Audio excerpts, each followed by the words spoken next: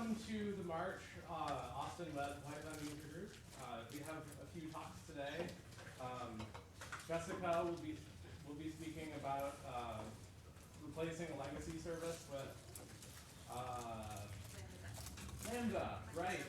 With dynamo for storage. So I will have a quick talk about working at AWPUG and splitting off an auth service. Kind of coming up in the next quarter, and it's kind of all planned out right now. So if you want the real nitty-gritty, you'll have to wait a few months.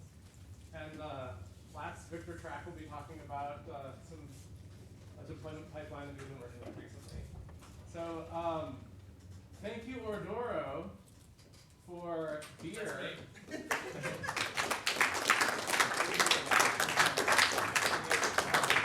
Beer, tacos, and if they want it, 5 entire minutes of time. Yeah, man. He's really excited about this. I hope to not take 5 minutes. Because apparently I'm supposed to bring like slides and shit for this, but I have no slides. I was actually one of the founding organizers of the AWPUG meetup, but I haven't been here probably in about a year or so. So it's good to be back. But yeah, so I was a co-founder of Ordoro and the CTO of Ordoro, and we do we help e-commerce businesses manage their back office. So like creating shipping labels, printing packing lists, ordering more inventory from their suppliers, that sort of thing. It's a very unsexy kind of business, but we get to help out a lot of small and medium-sized businesses, which is pretty awesome. Right now we're 19 people. We've got nine folks on the dev team. We're looking for really good Python developers to come help out. We're actually doing a lot of what people are talking about tonight, splitting off part of our service into an auth service, porting a bunch of stuff to Lambda, and lots of other microservice types of things. So if you're interested in all of this stuff, come talk to me, and maybe we've got a position for you. That's it.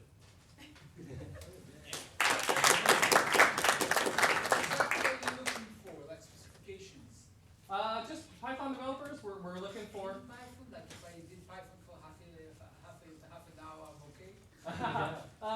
Well, sure. We'd have to talk about it. I mean, we put you through an interview, so you'd have to kind of get through all that. But yeah, I mean, probably maybe a couple of years of experience would be good. But specific libraries. What's that? Specific libraries. So we use most of our APIs and things like that are built on Flask right now. So we use a lot of that. We also use a shitload of requests. And I'm pretty proud. I actually had my first pull request to the request library for a bug fix accepted. So felt pretty awesome about that. So yeah, so if you like that sort of stuff, we use requests pretty much in every project we have. A lot of what we do is talking to e-commerce services or shippers and that sort of thing via their APIs. So we use a lot of requests. And a lot of Python. So, good question. Thank you. Any other questions? Awesome. Well, thanks for coming and enjoy the food.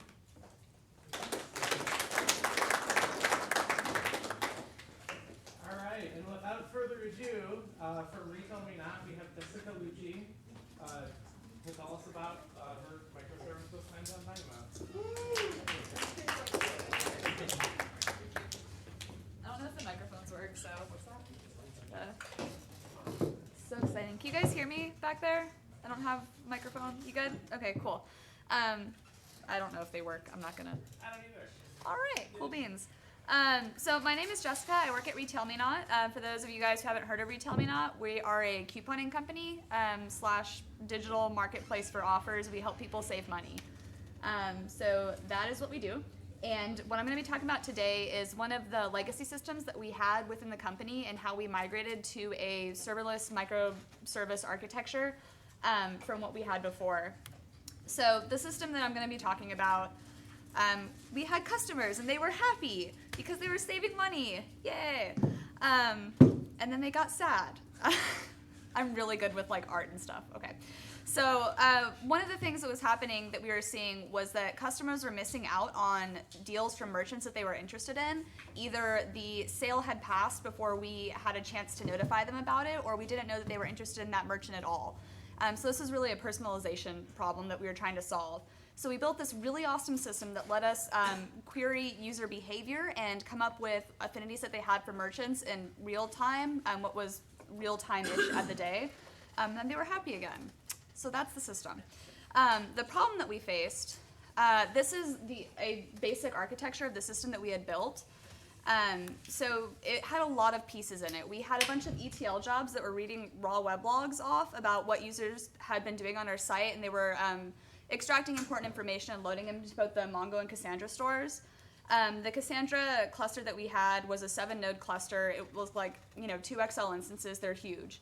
The Mongo shards that we had, and I'll go into detail about those later, but those ended up costing us just a crap ton of money because of all the different EBSs we had mounted on them, because we had to index a bunch of data in there.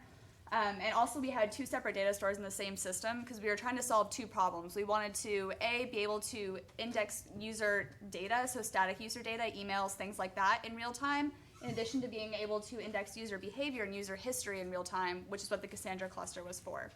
And then we also had 7 API servers servicing requests into the personalization system.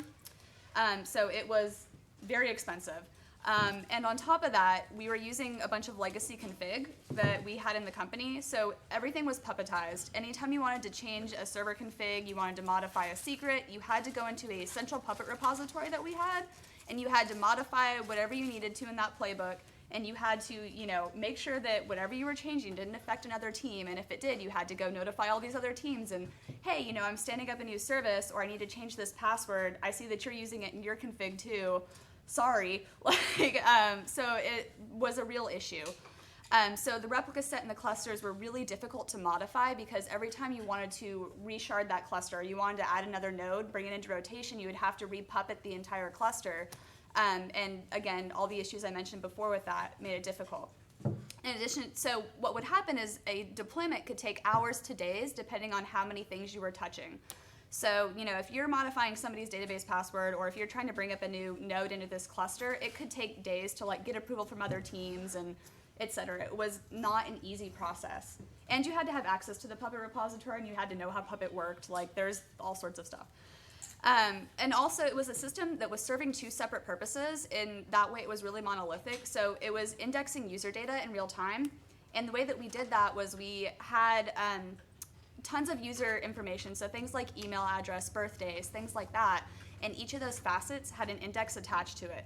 And Mongo indexes are large and expensive.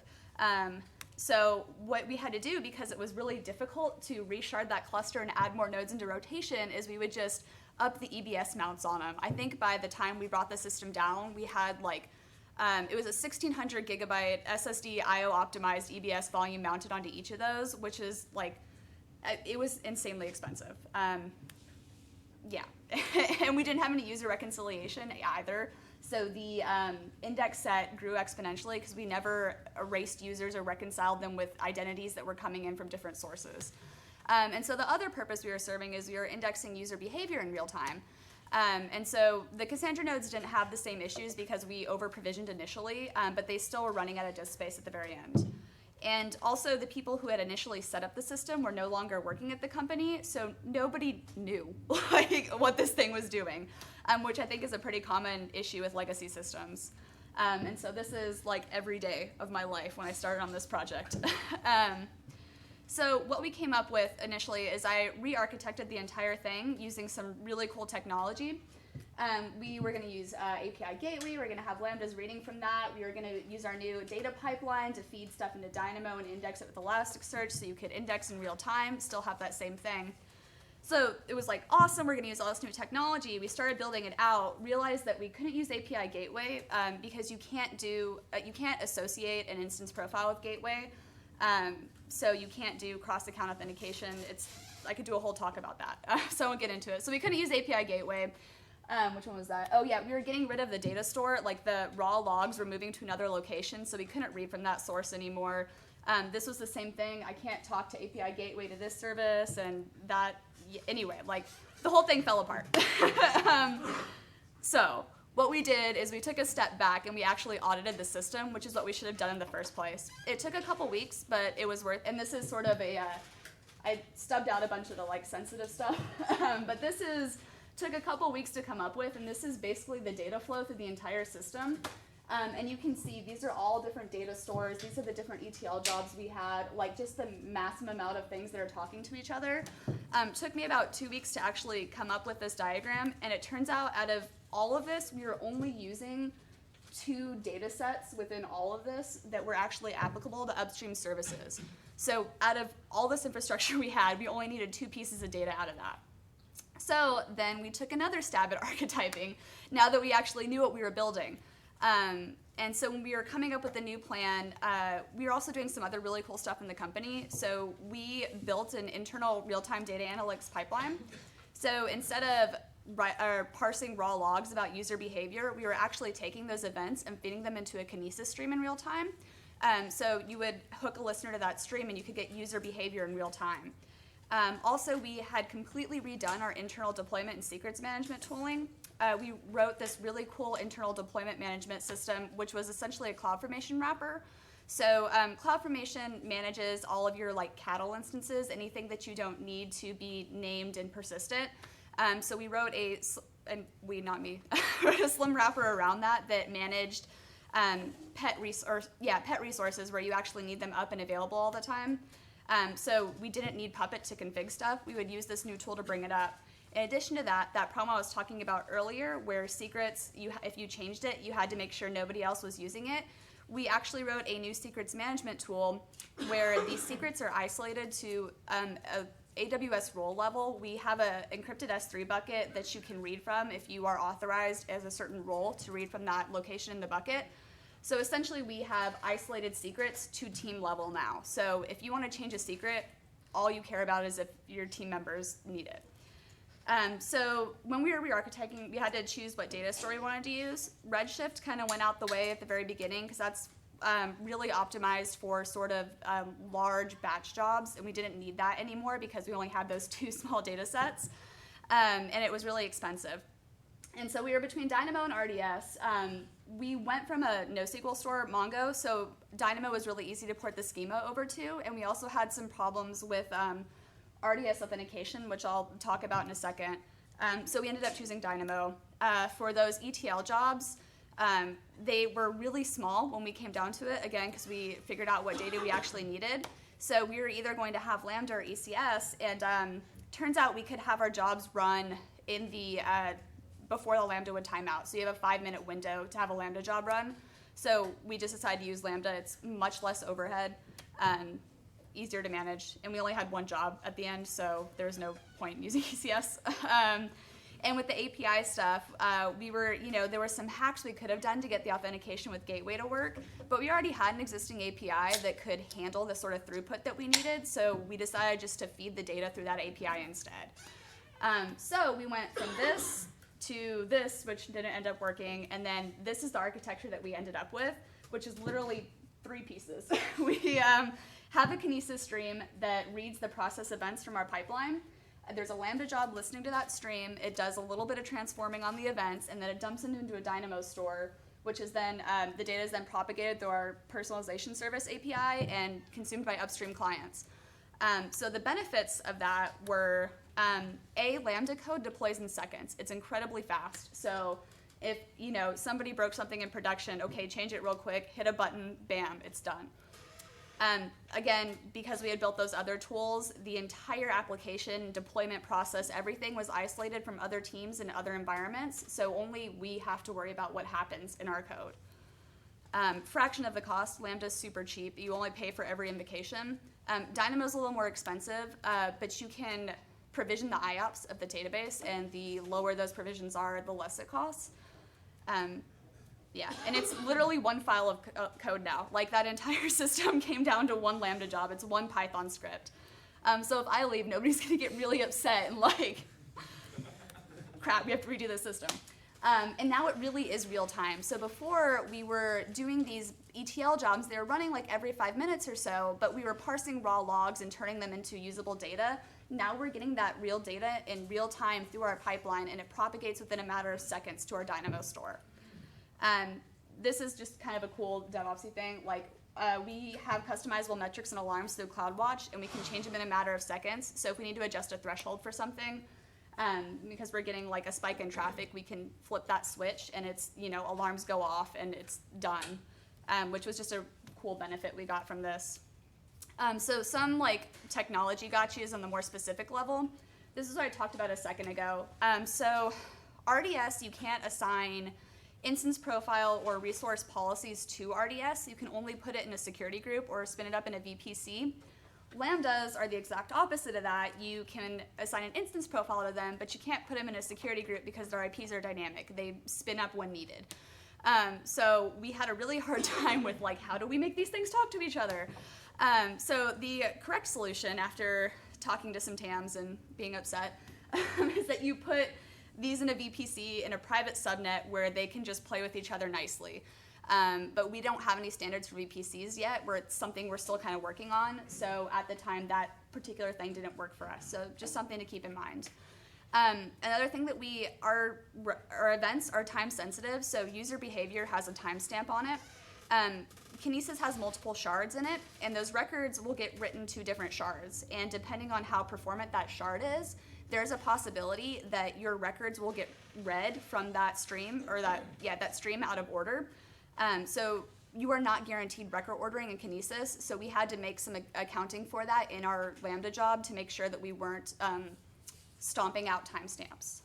And then lastly, so I talked about you can provision Dynamo IOPS, and it can get expensive really quickly, so you really need to make sure that provisioning level is correct. And so we tried to auto-scale it initially, because it's like, oh, okay, we'll just provision the IOPS as traffic is needed. You can only downgrade the provisioning 4 times a day, because Amazon wants your money. So that's something to keep in mind too, is that you really have to think about when you want to make those provisioning changes, because you only get a certain amount of them per day. So that's kind of the quick and dirty version. I think I was under 15 minutes. I talk fast. So does anybody have any questions? I know it was a lot of information at one time. Yeah. Please expand a little bit. So what does Dynamo do exactly? Yeah, so Dynamo is a NoSQL data store. One of the cool things about it is you can define, so how you access data in Dynamo is that you have a primary hash key and a range key. So you essentially say, this is my primary key, like a user identifier, and this is a range key, like dates that they visited the site or something like that. But on top of that, you can define, I think it's 6 global secondary indexes and like an unlimited number of local secondary indexes. So you can have multiple indexing on top of that, which lets you, because it's NoSQL, you have a bunch of really like nested items. It lets you query that a lot faster. So it's like an improvement on Mongo's indexing system, which is one of the benefits. And also because you can adjust the IOPS, it's great for really high throughput data sets, but it's not great for any data sets that have hotspots in them. I know some of our teams did that. I can't really speak to that, but I know that that's a thing. So, yeah. The range key is always has to have a start and an end. I'm sorry? The range always has to have a start and an end. No, it's not actually. So the range key is like you don't give it a start and an end. You say the range key is this data attribute. So that data attribute would say my range key is date. And then when you go to search, it actually like makes many snippets of that behind the scenes. So when you say I'm looking for a key with this user qualifier on this date, it has already indexed those ranges behind the scenes, so it can find it faster. Oh. Yeah, you don't actually define the range. It's really misleading. And if you look in their documentation, Data type that Dynamo supports, like string, number. yeah, number. Sorry, that. Yeah, Dynamo's language is also really weird. I don't have the schema pulled up. I should have put that, but you have to like specify like you give it a JSON blob when you insert a record, and you have to like prepend every field with like this is S for string, N for number. It's kind of bizarre and hard to get used to. But yeah. Yeah. What do you do for metrics? For metrics? Like, Yeah. So lambdas you run in the past 5 minutes. I'm sorry. Like, you know how many lambda jobs have run in the past 5 Yeah, so that's the cool thing about the CloudWatch and the Cloud Metrics stuff. So we have custom CloudWatch metrics that we write. So you have your Lambda function will write logs out to a stream, or what is it? It's a log group, and there's a stream in the log group. There's so many levels. And so you write out a custom JSON blob to this log stream, and you have a custom CloudWatch metric that's listening to that stream, and it'll read it in and parse it and write it to a dashboard somewhere. So you can see like the invocation count, and you get some of those by default too. Lambda's UI actually will have by default like number of invocations in the past hour or something like that. But then in that you can like in your logging statement see how many records actually got written successfully, how many errored out, how many timed out, whatever. It's custom, right? So anything you want, you can make happen. And it performs aggregates across different time periods too, and you can like customize your dashboard so your graphs are all pretty and whatnot. But dashboards are expensive.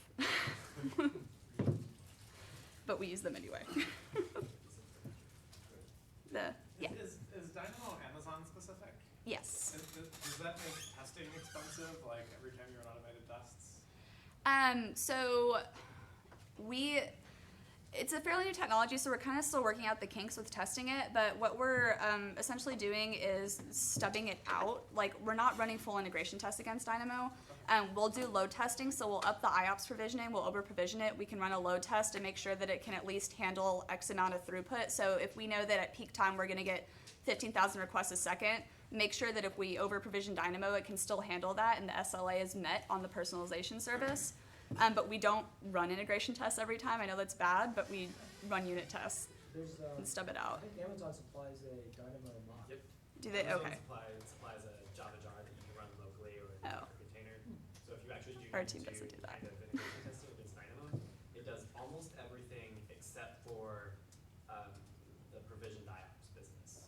So you can test that your data models are correct, that you're querying things, that your secondary indexes are working as you expect them to, et cetera.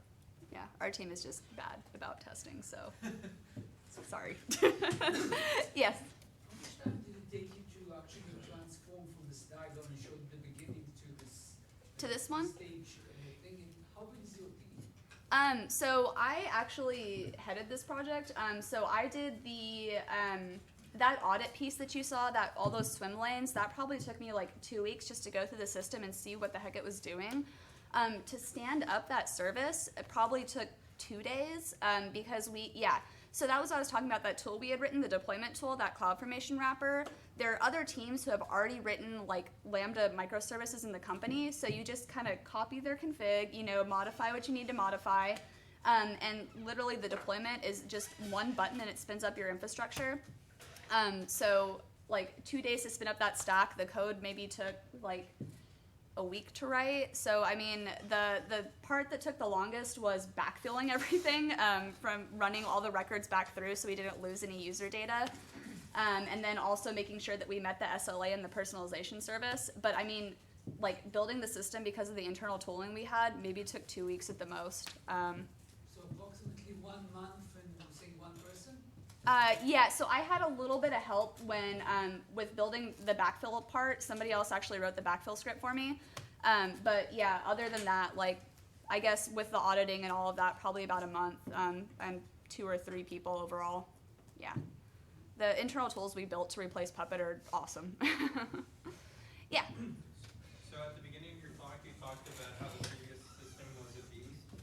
How do you keep this new inception 5 years down the road from becoming a beast? So this is why microservices are awesome, and like this is a more of an opinion answer, I suppose. But whoops, going back to that picture. So when you look at this, like compared to the infrastructure of the other stuff, because this is now a very specialized, again, microservice, it serves one very, very small specialized purpose. It's literally one line of code. So to keep it from becoming another monolith, we have standards in place that are like, you can't add another Lambda function to this, you can't, add another table. Like, we're really thinking about a service should serve one purpose, And so if you want to add something into this service, if it has nothing, like if it does not end with the same thing, then it belongs in a new service. So we're going down the path of building a bunch of microservices now, which that might become manageable one day. You have now 50 microservices instead of, you know, but it's more of a holding ourselves to a standard thing. Yeah. But in 5 years, you're gonna be multi-millionaire and no longer at RetailMeNot. I have some really good wiki pages that I wrote. And I mean, also, like, because of the size of the system, if somebody did have to go back and do that auditing piece, it's literally one file of code, like that Python, well, one file of code that runs it. There's, like, you know, common libraries and stuff that get imported, but I don't know if that counts. But literally, like, one line of custom code, and then all the stuff is this deployment of this, the management of this is in a config and a repository that anybody can modify or look at. It's not in our, like, that centralized Puppet repository. It doesn't require extensive knowledge about how all these other pieces interact with each other. It's a very, like, decentralized, very basic app now. So I don't want to say it, like, it's not that complicated anymore. So if somebody did have to go back and do that, I don't think it would take them as long. Hopefully. I don't know. Sorry. Yeah. How do you deal with reuse of code and avoiding duplication of code across these microservices? Yeah. So this is actually something we're working on right now, because that is a concern we've had in the company, and we've already run into that problem where there are multiple teams that accidentally, well, not accidentally, but just aren't collaborating enough and write the same service. So we are working on building, and it's in the pipeline for AWS, so we might wait till they finish it, but a service discovery mechanism so that when your service comes up, it registers with some central location and it says what it does, like we require some sort of documentation around, you know, this service provides this data set, et cetera. And then it's, again, more of a, before I go build this service, let me check that central service discovery endpoint and make sure nothing like this already exists. But we were talking to Amazon this week, and apparently that's something that they're building right now, so we might just wait till the next reInvent and see what happens. But yeah, that is something we run into. Yeah. So this is just a member. Oh, sorry, yeah. So this is the member's history service. Mhm. Presumably there's other The static services user data? that use members. Yeah. How are you managing those foreign keys to link members in this database to some other database in a different service? Yeah, so I can't, like, talk too much to it, but we have an idea of user reconciliation. We,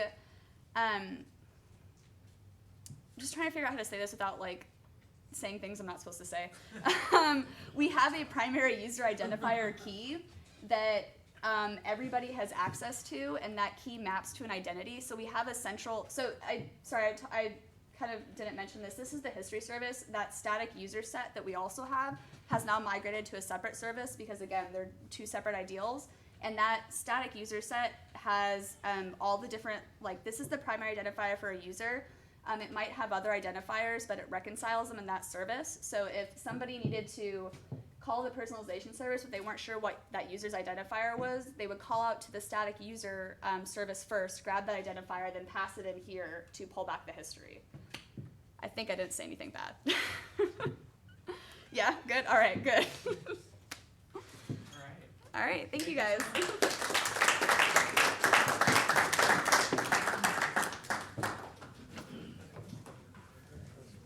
I would totally shake your hand, but. Oh, yeah.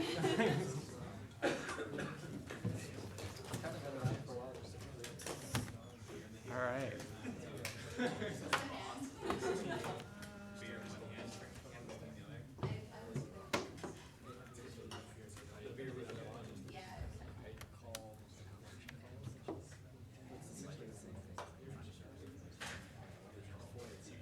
Is it gonna work?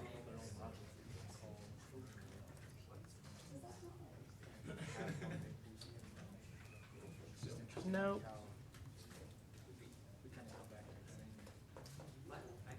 Oh man.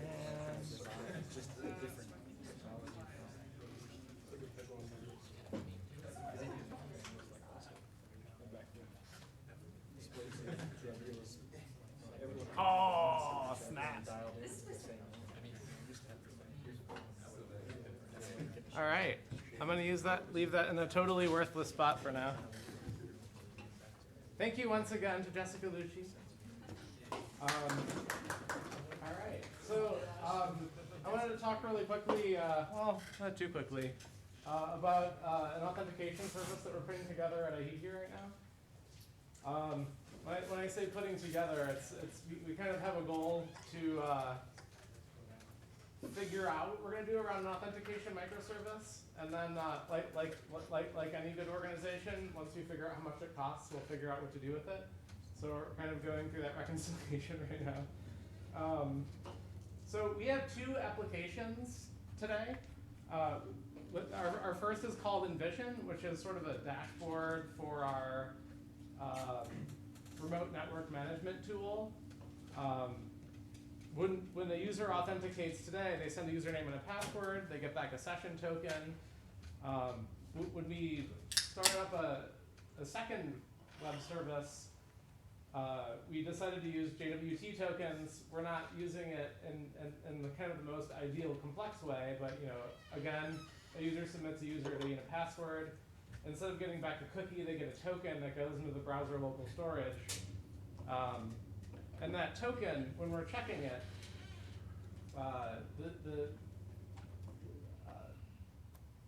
we check to see, the server says this token's good for 7 days.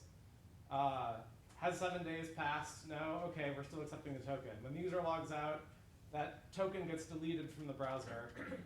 So if something bad happens to that token, if it got taken over by someone, we don't really have like a solid way of logging someone out, short of disabling their account. But we know browsers are perfectly secure, and any JWT token hanging around nothing could possibly go wrong. But there are some other things that we were looking at implementing too. Like we'd like to get two-factor authentication in place. Something like Google Authenticator, or an SMS that kicks off like a 4 or 6-digit code. We wanted to inbound single sign-on. Like if someone wants to, if some organization uses Google for every employee that they have, and they want to be able to authenticate with our service, we still need to make sure that they're paying for our products, and they don't have to enter 25 passwords kind of throughout their day. And the other thing that we're looking for in an authentication service is a sort of management interface. Our legacy product already has one. Our new product, we're moving a little too fast to be nice internally. So features tend to be kind of external facing right now. So we want some way for our sales team to integrate. So the world of authentication has gone through like a pretty big, I'm trying to be HR appropriate here. It's been kind of a nightmare for a few years, and it's kind of getting cleaned up over the course of about the last 2. There was this OAuth was this really well-defined thing that was too hard to implement. And they were like, OAuth 2, great, now we're gonna have this thing that's a little bit easier to implement, but doesn't actually quite define the specification. And then Facebook took this thing, and they wrote a profile for OAuth 2 that actually kind of defined it, and they called it OAuth 2. And then that made everyone think that OAuth 2 was this one thing, when in fact it's not. You find some product that says, oh yeah, we have OAuth 2 support, and you're like, oh, why doesn't it work with Facebook, or why doesn't it work with OpenAM or WSO2 that's being used by some other organization? Oh, they decided not to put the word bearer in the authorization header, so it's not going to work. I had to deal with this at a previous job, and it's not so fun. OpenID Connect is a standard that's being embraced right now by Google and Microsoft and a kind of cadre of others. I can't name all the names. And that's another profile for OAuth 2 that's good and simple. And that's kind of the direction we decided to go. There's a company called Okta. Does anyone know Okta? Kind of, yeah, of course Victor knows. They do single sign-on kind of within an organization. They'll hook into your Windows, what do they call that? Identity? What's that? Active Directory. Active Directory.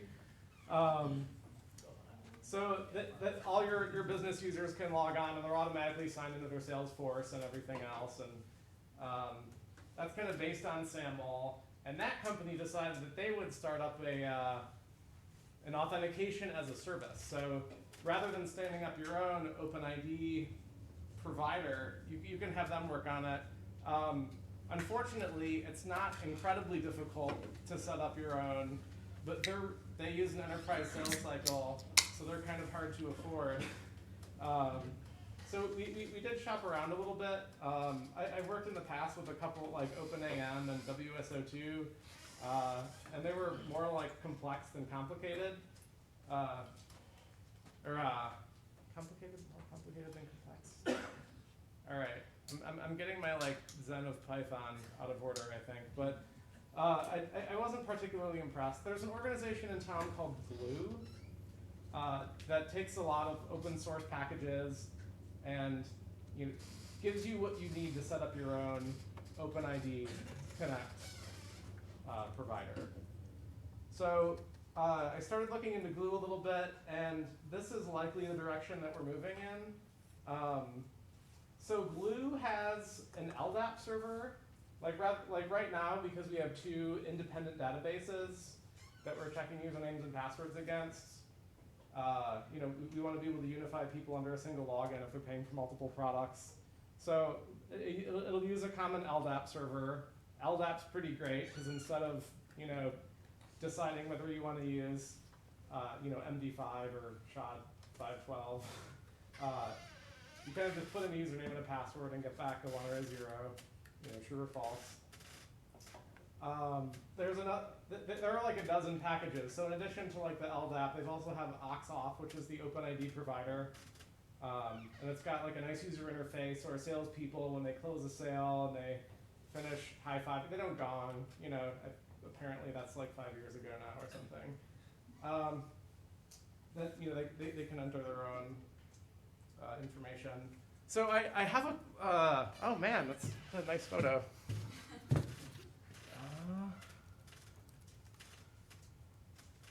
I have like a kind of like rough look. Oh man. This like Ubuntu stuff is like not super conducive to like presentation mode. Oh man. I should have spent like 35 minutes. Oh no, I lost it. Oh! All right, I can't go full screen. Here we go. I can't do like real graphs, guys. I gotta like bang it out in a text editor. So in our example here, our web client has a JWT token, whether or not it's legit. We're just going to say, for example, that it is not. So our web client tries to log in. It's going to get a 302 redirect back to an auth server. So this REST API here, kind of like product number 2 that I mentioned with the JWT token on the front end. If we kind of imagine that that's kind of the column in the middle, it's like kicking people back to our auth server, which will be doesn't exist yet, but we'll get there. So one thing that OpenID Connect does not really talk about much is what happens when you're trying to authenticate. Like that's kind of up to the user. So our authentication server could present the user with a username and a password dialog, or if we want to keep it as a single page application, we could send the username and password through and ask for a token that way. And an interesting thing about Glue, though it is written in Java, all the configuration is done in Python. So every time Glue signs like a big contract and writes out a new authentication flow, they put it on the Glue Federation GitHub. So you can take a look yourself. It's all like Python and Jython. So if you want to hook into Google Authenticator or something else, you can write it yourself. They've also done a lot of those crazy USB sticks for two-factor authentication. So it doesn't take a lot to get that going. So this is the kind of Python layer that we'd be writing right here. So an access token would get kicked back to the web browser. The browser would ask for a JWT token from the REST server and say, here's my token that I got from the auth.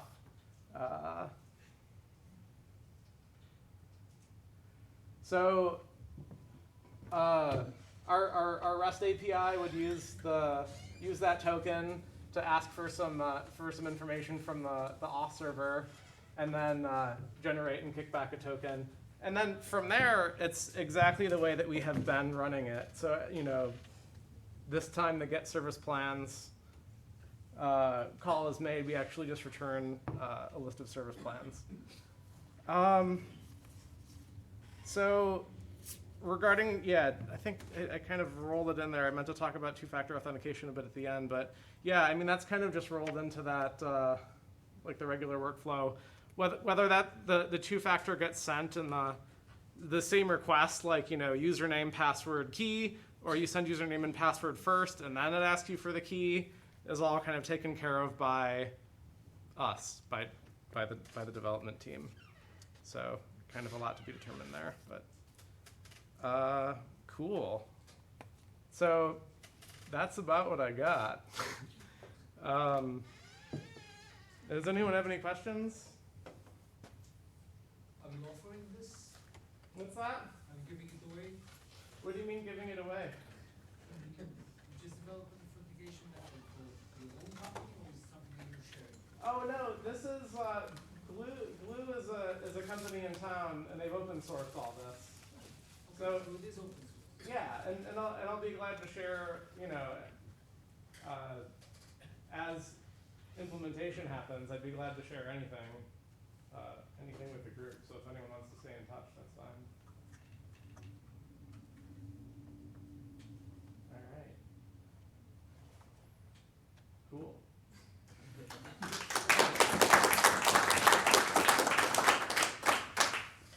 All right. And last but definitely not least, the illustrious Victor Trac, ladies and gentlemen.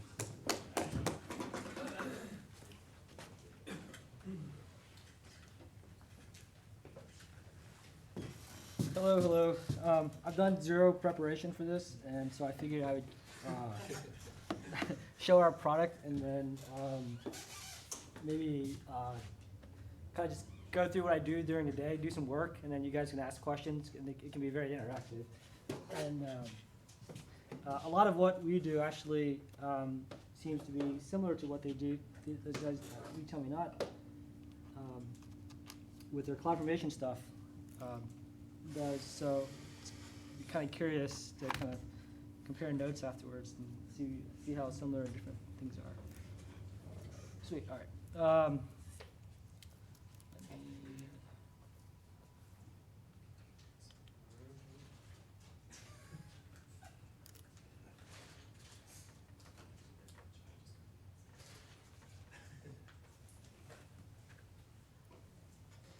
Cool. So I'm Victor. I worked with Eric and Ben from Orduro at Bizarre Voice way back.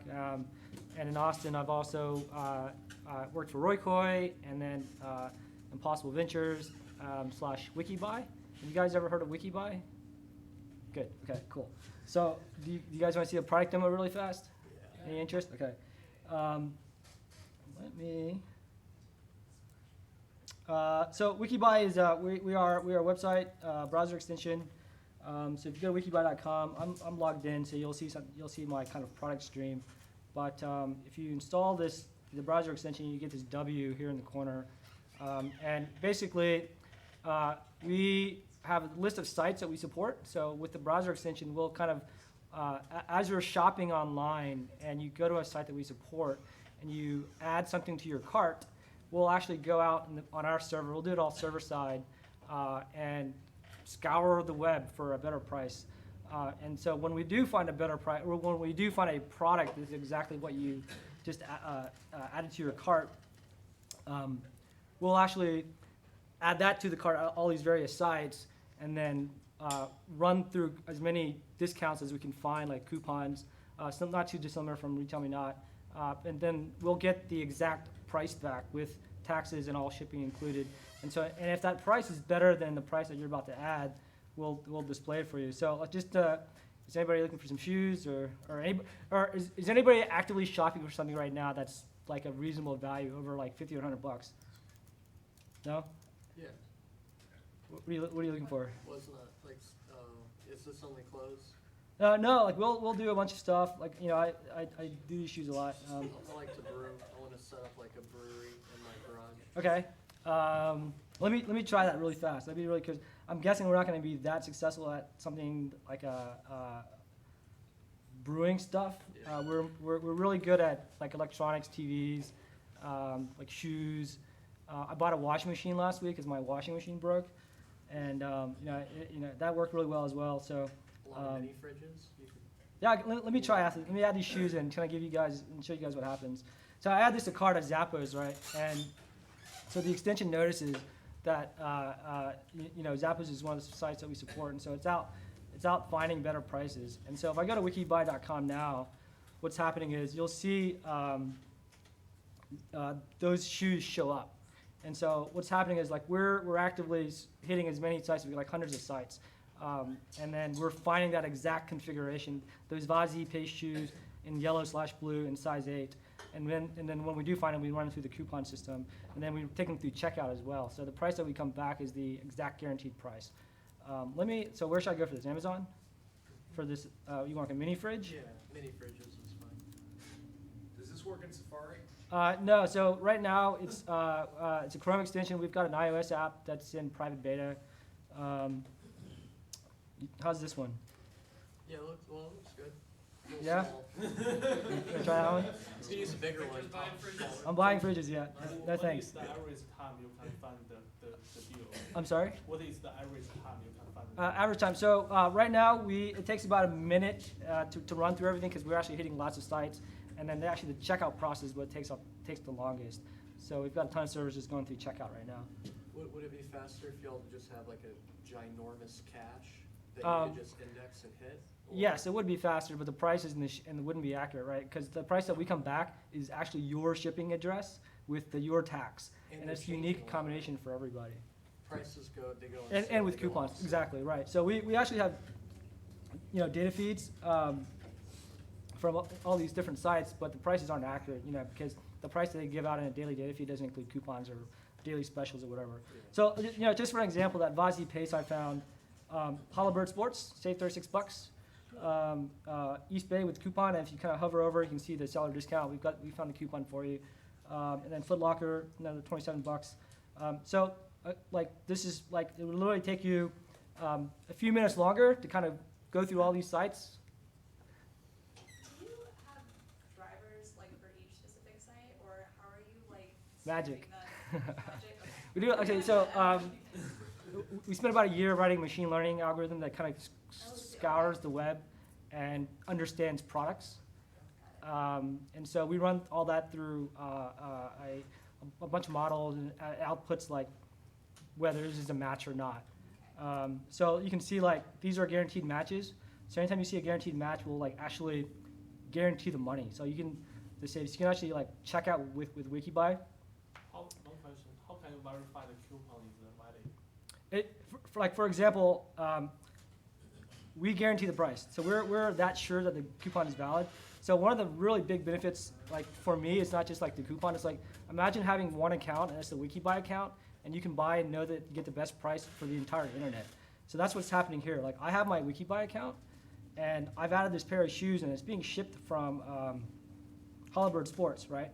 But I don't have a hollowbirdsports.com account.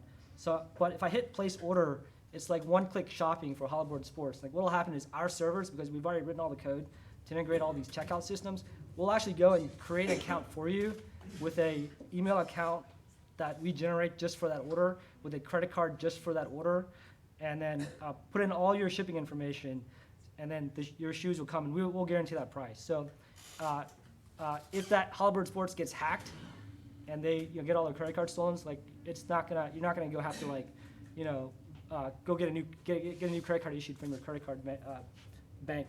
because that's a throwaway one-time use credit card that we use for that site. What happens if the user says, I need to change my address? You have a pointer, you can go back and change their address with that email automatically? After it's been checked out? Like, oh, I put the wrong address. Can you do that? Well, so you have addresses on file with us. But I suppose, I mean, that would be a manual process for us. Like if you had a problem with the order after it's been submitted, you would contact customer service and we'll talk to the seller and figure it out. Yeah, it's not common that it would happen. Yeah, that's true. So yeah, like these are the shoes. Let me go back and see if we got anything for this fridge. Yeah, we get 74 cents on the fridge from Overstock. Awesome.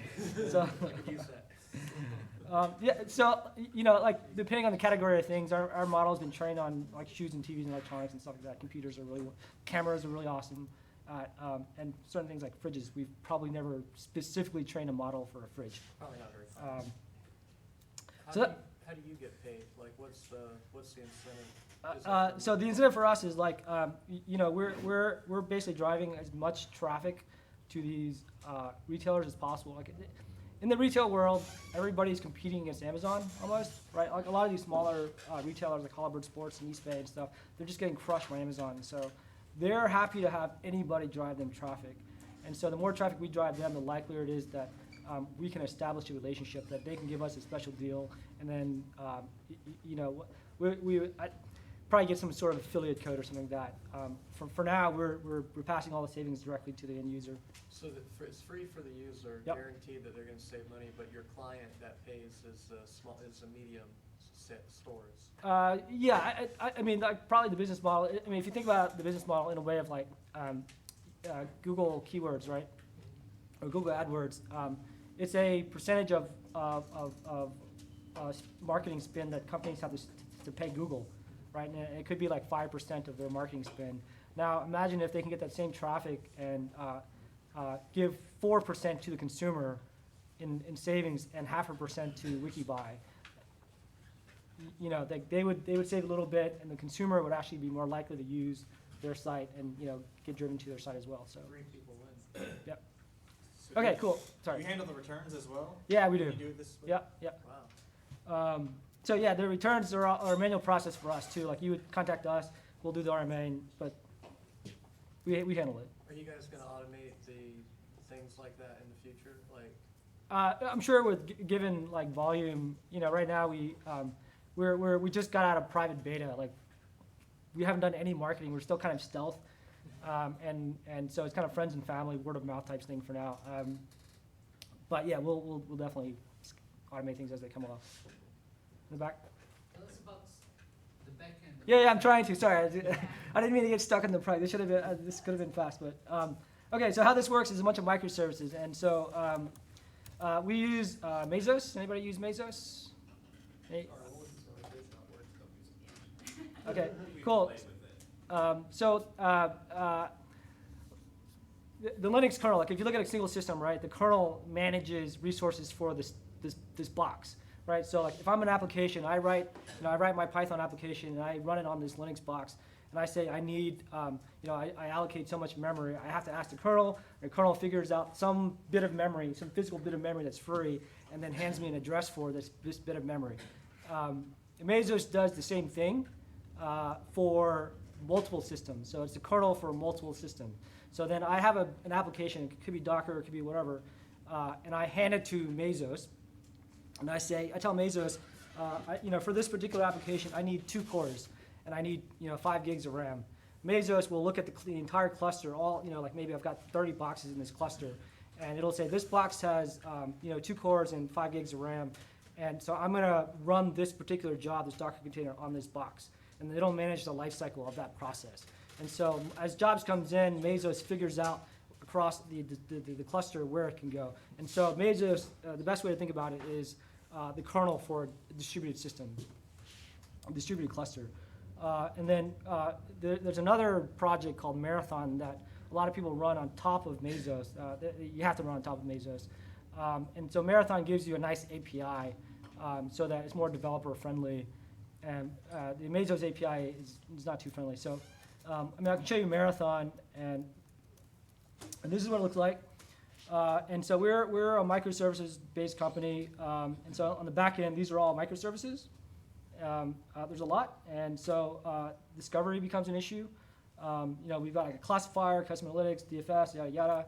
And then on the front end, we've got a bunch of other microservices as well. So these are all kind of our externally facing APIs.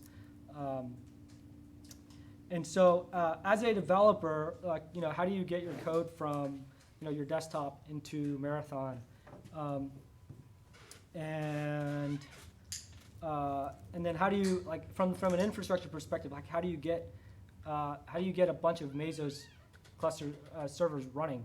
And so we don't run too much Python at Wikibuy, and I happen to like Python a lot, so it's a little bit disappointing. And we're mostly a Node shop, and and probably second would be Go, and that's all my stuff.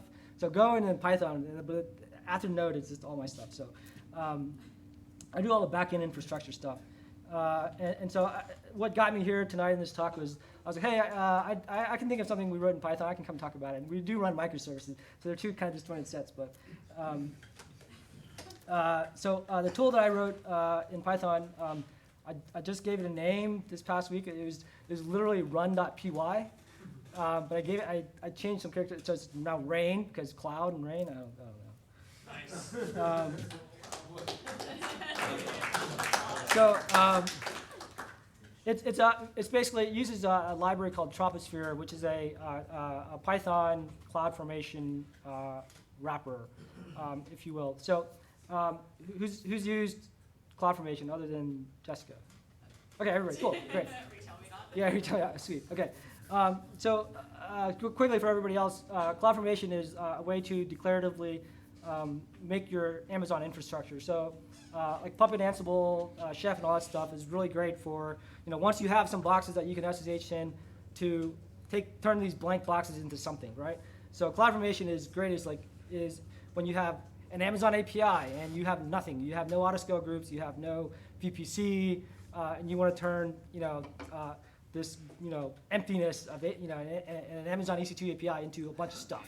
And like Chef and all the other configuration management stuff is not really so good for that, because what they do, they translate your code into a bunch of API calls. And so if there's an error state, they have to handle the error state. It's all very declarative, right? Or imperative, right? So whereas if you write CloudFormation, you hand it off to Amazon. You declare the way that your infrastructure looks. If there's an error on the back end, it's not really your problem. Amazon will figure it out and try to fix the problem. And then if you do updates, because it's handled by Amazon itself, the state of your current infrastructure is known and it will likely work. Whereas Chef and all these other tools, they can make API calls to EC2 to configure resources, but it's it's a little bit less reliable. So we have this tool, it's called Rain, and we set up literally every single bit of CloudFormation through it. No CloudFormation is done by hand. And so I made a demo template a little bit earlier, and here it is. Actually, I'm going to get my beer really fast. I'm getting really thirsty here talking.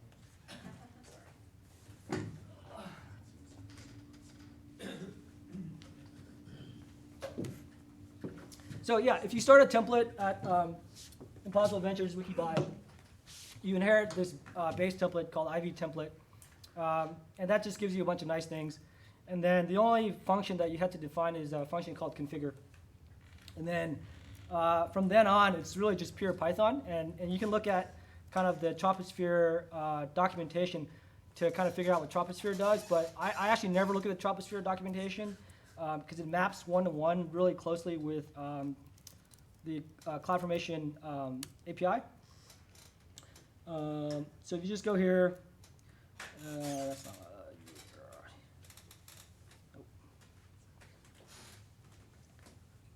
I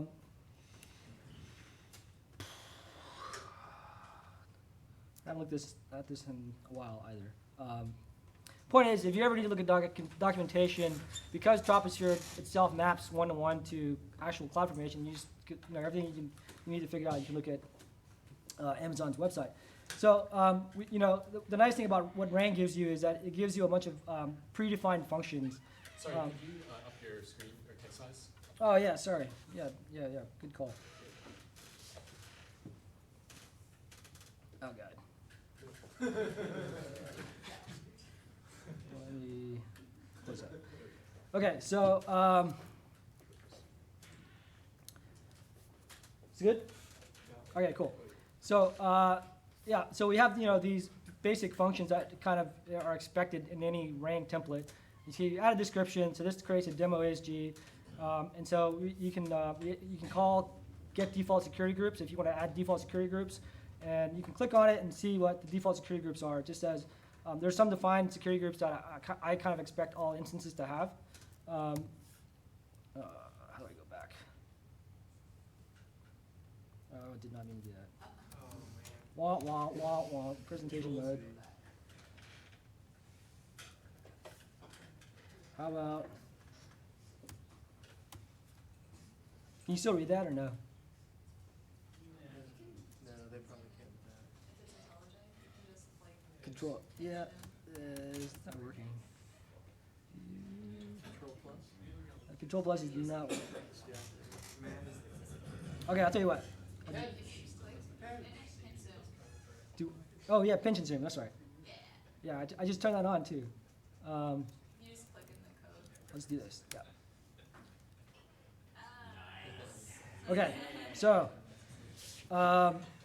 yeah, we have all these like basically helper functions that I've already written because every single template uses the same type of stuff. Like the standard parameters. Standard parameters are going to be key pair name, instance type, right?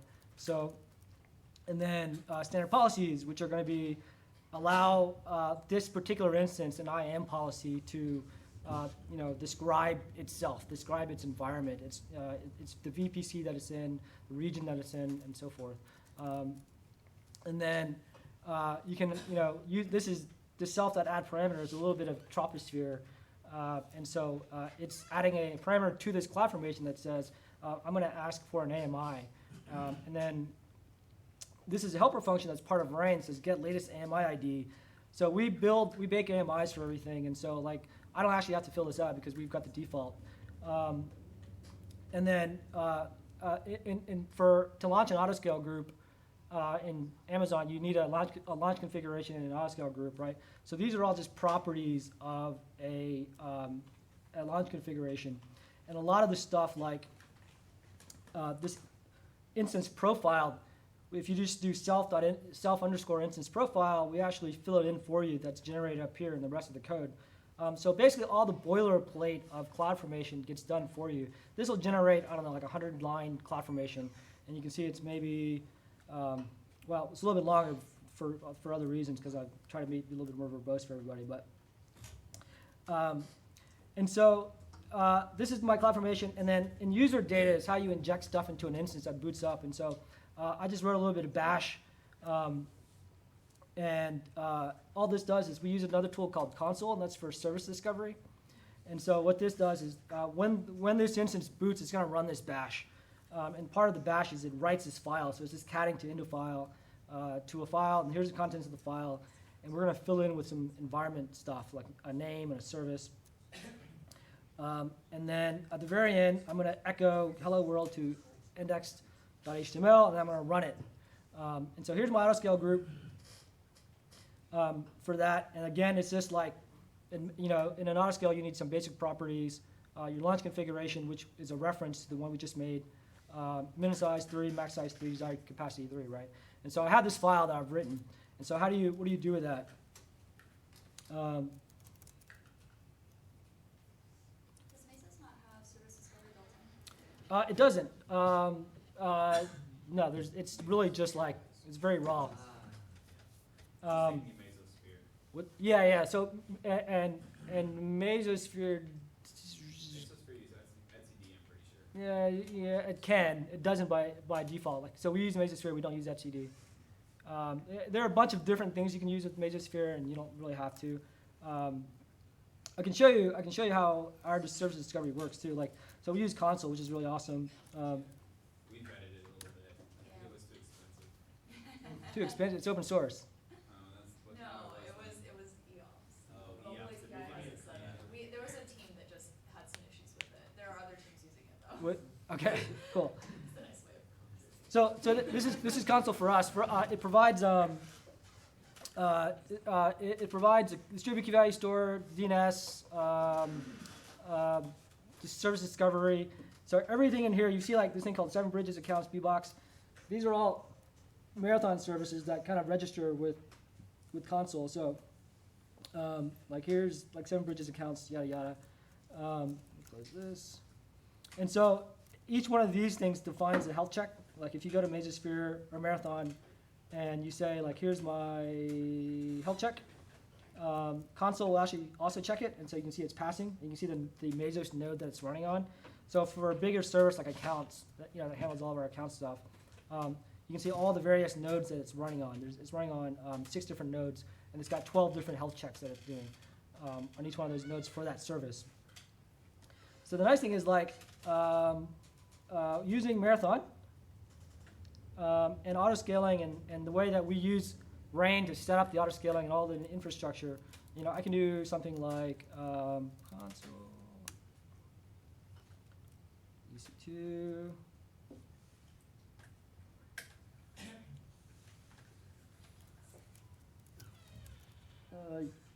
Okay, give me 1 second.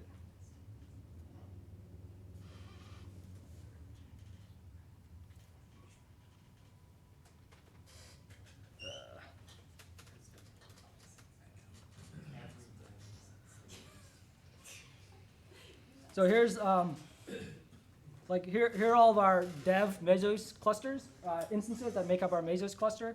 I can go through and like select an entire availability zone. We run in 3 availability zones, A, B, and C, and everywhere we are. So I can just like terminate, and you'll see this is like live dev. Like somebody's, this could cause issues right at most companies, but for us, you'll see that things are in red all of a sudden, right? Because instances are actually shutting down. But in about 10 minutes, all the instances are going to come back up, rejoin Mesos, and Mesosphere is going to start sending them all the various jobs that were missing. So we've configured, like if you go to classifier and configuration, this one's not a good example. It's grouping by availability zone, but it basically means that like for this particular job, when you submit your job as a developer, you can say, I need to make sure that my job runs in as many availability zones as I can. And so like for a big, this technically only 2 out of the 6 should have failed because it's 1/3 of the cluster, but they didn't have another flag. So as a best practice, like if you go to maybe exact search, they don't have it either. Developers. Nice best practices. Yeah, hey, I just set the ability for people to do the right thing. But for the most part, like even if you don't have all the best practices in place, your service is still not down. Console will notice that you've got the service is still green from console's perspective because it's still a healthy service. Marathon will see that certain things are red because there are not enough resources running. And then in the background, you'll notice that Mesos is now staging as fast as it can, like as nodes come up. So these are all these tasks that were previously running. Now, I killed a whole availability zone, so there's tons of stuff that were killed, right? So these are all running, and so I've got like I don't know, a ton of services that need to be staged now. Staging means that Mesos is trying to actively find some resources to put those things on.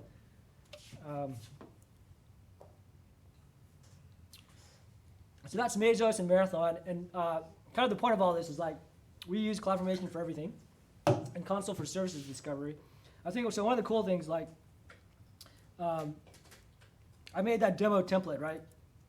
And here, as you guys saw, if I run this, what Rain's going to spit out is it's going to generate the JSON CloudFormation. It'll give me a little confirmation box, see if I really want to continue. And this is like all the boilerplate stuff that normally you would have to write by hand. So it fills it all in for you, does all the right things, gives an IAM profile, puts it in, like discovers the VPC that it's in, discovers all the subnets, makes sure that it's in 3 availability zones. So if I hit yes, what's going to happen is Rain, this little bit of Python, is going to make API calls out, do CloudFormation, and then apply that template. And so this will be like the world's highest availability hello world service. And because we've got 3 AZs, three instances, and it'll auto heal itself by killing the boxes. So if you look at, CloudFormation now, there's a create in progress for dev demo, and here's the template that I generated, and so here are all the events. It's going to take a few minutes, so we can leave it like that. I can answer questions or show other things out.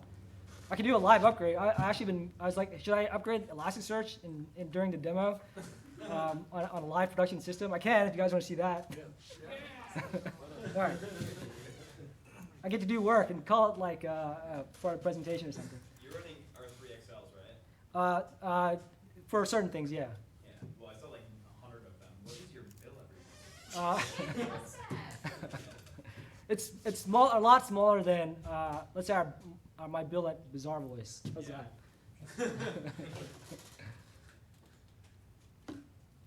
Oh, right. Let me show you some other stuff. This is pretty cool. Packer. You guys ever use Packer for building AMIs? Okay. Let's see. Big shop. Eric, feel free to cut me off. I'll be here all night. 7 minutes. Oh shit! So I gotta upgrade Elasticsearch in 7 minutes. Okay, so there's a tool called Packer. I'm a big fan of HashiCorp. These guys write. It was founded by the guy who wrote Vagrant, and so he started a company called HashiCorp, and they write console, Atlas, which is kind of like their own take on Mesos. What else did they write?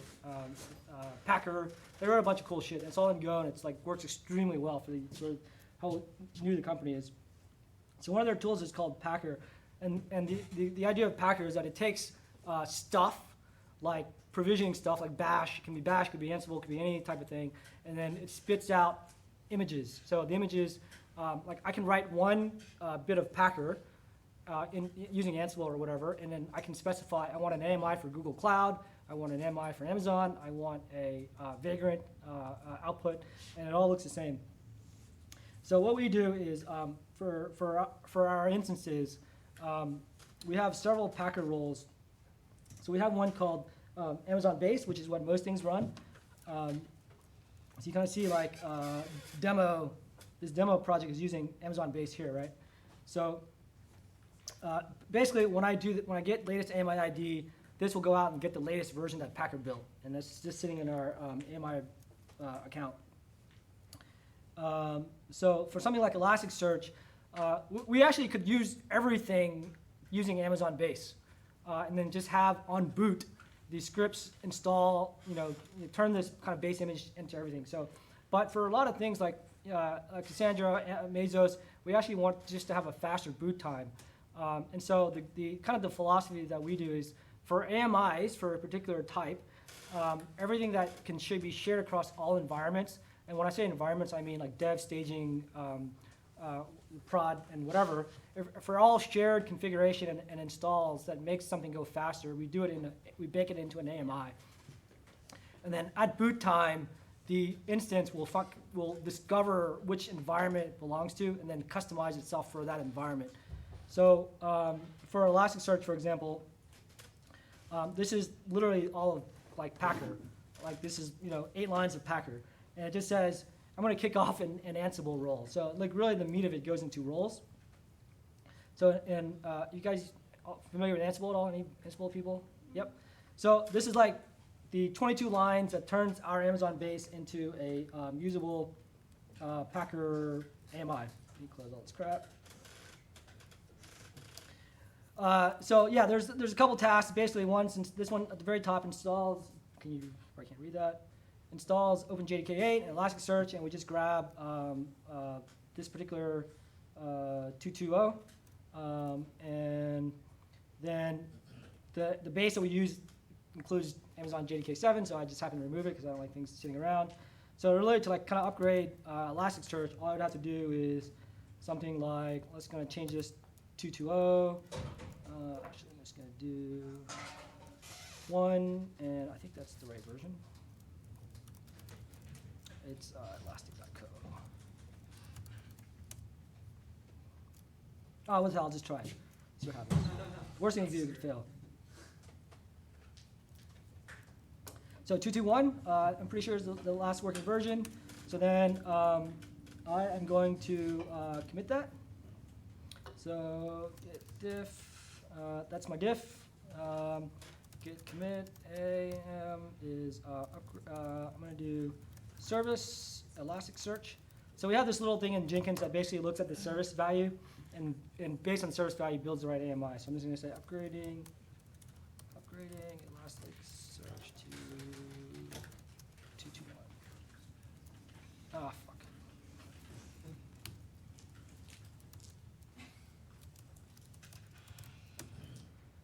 Okay, so what happens now is AMI break is going to kick off. It's being queued already. And so here's the console, the output from Jenkins. And Packer takes over from here and runs Amazon. So, sorry, Packer takes over here and runs Ansible. So that'll take a few more minutes. And then in the meantime, I bet our other deployment, our stack create completed. This is for our demo stuff from before, right? So what's interesting now is like we have this kind of automated service discovery based on console. So I can go to demo.service. Here's the port that I was listening on. And theoretically, if I've got my VPN set up properly, Oh, wait, aha. I added in here something that I didn't comment out. So I created this CloudFormation, right? But I didn't, and I created this autoscale group, but I didn't actually allow it any access through security groups. So I wanted to show off like how Rain handles a change in CloudFormation. So I had this little bit of troposphere code, Python code, to define a security group and opens up the port from any IP address. So I'm going to uncomment this. So this is self.add security group. And all it's saying is this is just a pretty standard Amazon ingress security group. Protocol TCP from port 8000 to port 8000 from any IP address. And so if I go back to my command line, my tool, and I do apply again, the exact same command before, like environment equals dev, Python rain py apply, template equals demo, it's going to show me a diff. It's going to actually go out to Amazon, make the API call, figure out what's different between the CloudFormation that's running right now and the change I made locally. So it'll show me like, here's this new security group you created. And it's called demo security group, and here are the properties of it. Do you want to continue or not? Hit yes, and it'll apply. And so now when it applies, it'll go back through the CloudFormation API again and basically update my resource. So as soon as this is done, I can be able to use my service, hopefully. Kind of the cool thing that's happening here is, how does service discovery work? And I mentioned console a little bit before, but that little bit of the snippet of bash here basically tells console like I'm going to have a service name is really a variable for just demo, right? So once this box comes up, if it passes health checks, it's going to register itself with console. So that's complete, and let's see if that works. Demo service. Total failure. So I was totally unprepared for this talk. Can you sum it up and take maybe a question? Yeah, sure. Like you guys are, feel free to. I'm just talking because nobody's asking any questions. Can you talk? Go ahead. I'll back. You mentioned like 10, 20 services. How many services actually are you using? So you're using Mesos, you're using Yep. this packaging. What else? Yeah. Okay. So we use Linux. And then when Linux starts, we use console, and that's kind of the DNS layer. So everything uses console as its DNS server as well. So that provides kind of the glue for everything. So regardless of where you are, you can basically always find yourself at service.name.service.data center, which is what we call an environment, .iv, which is our internal top level. So that's console. And then once it registers with console, it registers itself with Mesos. And so it discovers the Mesos master and says, hey, I'm a slave ready to do work. And then Mesos will add that server to its pool. So Mesos has its own little UI as well. This is kind of what it looks like. If you see on the left, in this particular environment, this is dev, we've got 10 machines. And so here are all the ones that are currently staging, the jobs that are running, and then kind of the total memory and disk for that particular cluster. So if I increase my autoscale group from 10 to 11, in a few minutes it'll show up as another, some more CPUs and some more RAM and some more disk that's available for work in this cluster.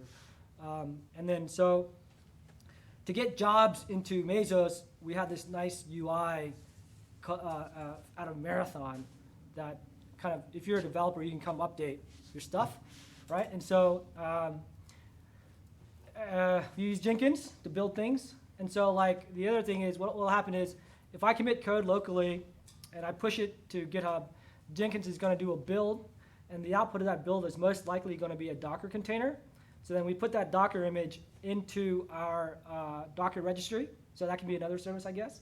And then as soon as it hits the Docker registry, Jenkins will ping Marathon to say, hey, there's this new version of this service. So Marathon in dev is continuous to deploy. So we'll deploy all day, constantly, anytime for every commit. So within a few minutes from commit, my service is live in that environment. And then to get from dev to production, we have another in-house tool we wrote called Launch Control.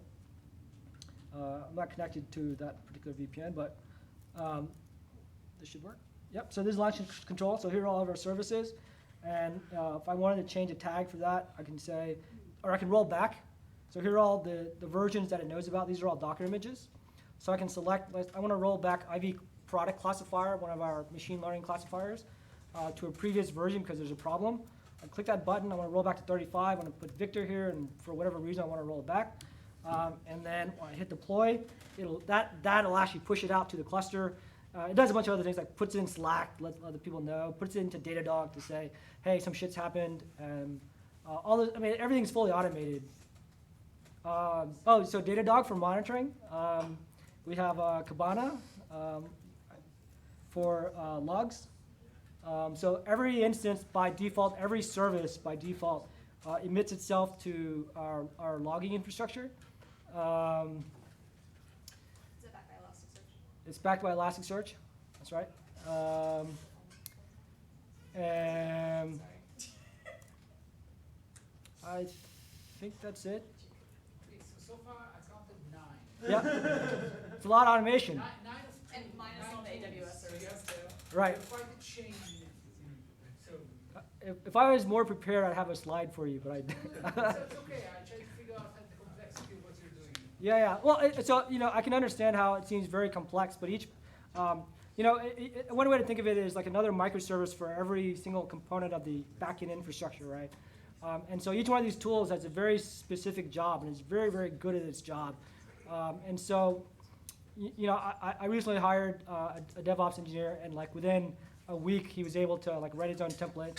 And because all these tools are very specialized, like they do one thing to do it well, he's able to be very productive, like pretty much right away.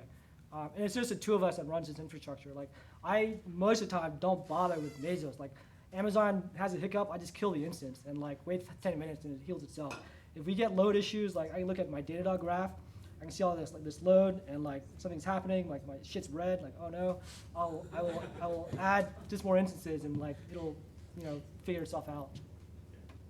If a new retailer makes a new site, can your machine attempt to write a template on its own? No, so it's machine learned, but it's there is a little bit of guiding. Like we have engineers, a small team of front engineers who basically says, look, this is a new site we're doing, and here's a product page. Like here are where the images are, and then kind of the classifier takes over. All right, thank you.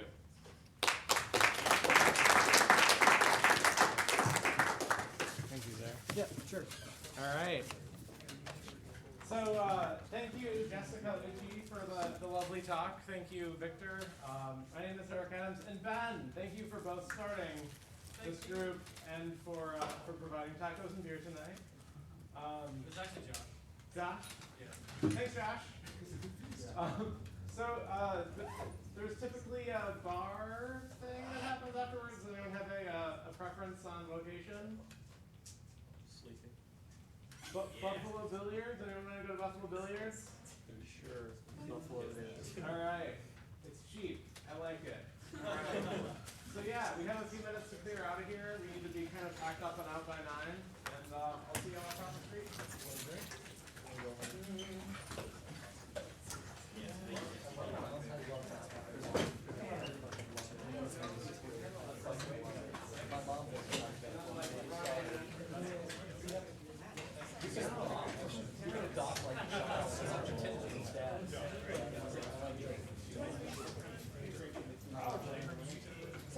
Well, yeah, it's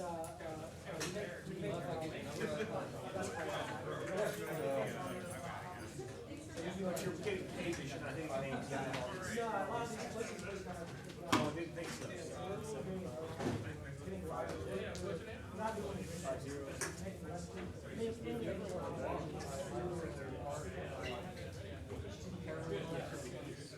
So you still have to parse it, so it's basically screen. On the west coast.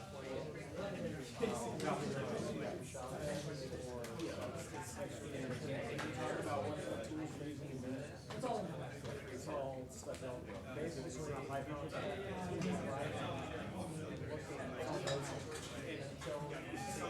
A lot of it's done with expressions or parsing expressions down. So yeah, so we make a transaction. So that's really just kind of what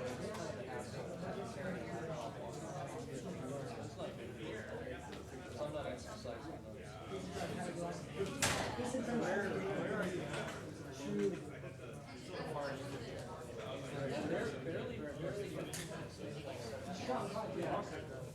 I just don't know why you're talking.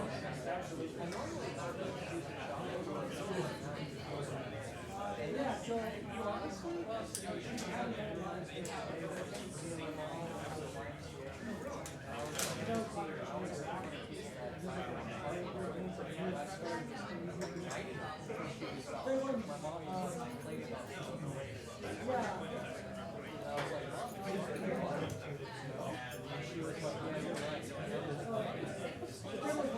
And it's funny because she was going to the gym to work out for an hour, and we drove around. You're going to work out for an hour and you can't walk. We have so many bad habits here.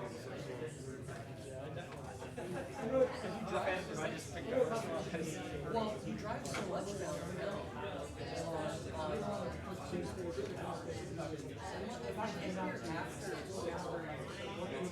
If you ever get your traffic, normally it's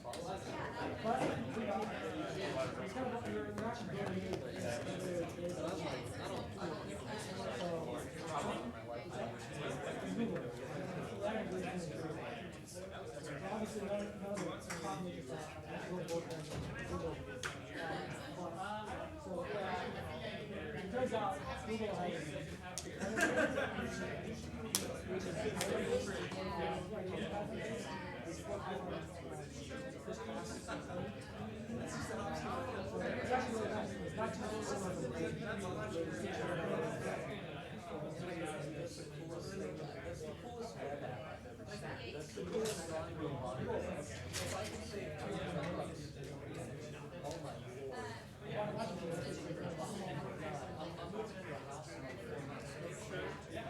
specialized appliances, brewing equipment, Raspberry Pi, computers, and beer.